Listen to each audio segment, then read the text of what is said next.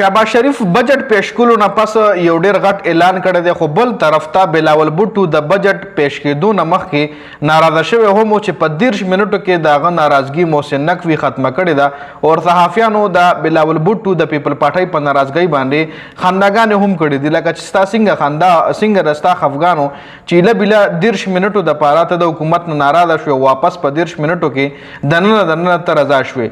بل طرف ته د بجټ حواله سره پی ټی آی هم احتجاج کړی دی، په دغه احتجاج کې پی ټی آی ناربازي هم کړې ده. ډیټیل سره په خبره کو ډیر اهم اپډیټس دي. شهباز شریف باندې ټول نه پیله خبره کو ځکه شهباز شریف وایي چې 2 کالو کې د مهنګۍ شرح 38% نه سنگل ډیجټ ته راغلی و.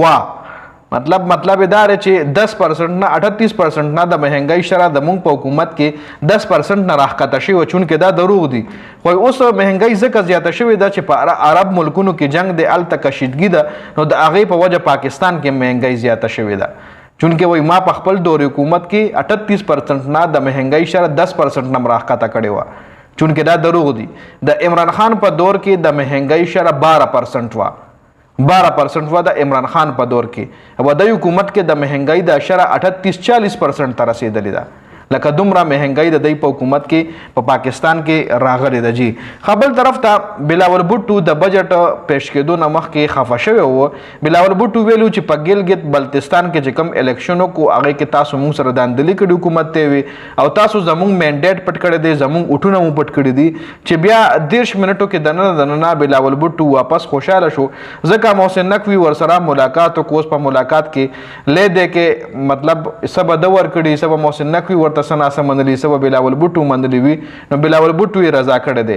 بلاول بوټو بیا د بجټ د پاره قومي اسمبلی ته هم لاړو چې هلته شهباز شریف یو زبردست استقبال هم کړی دی.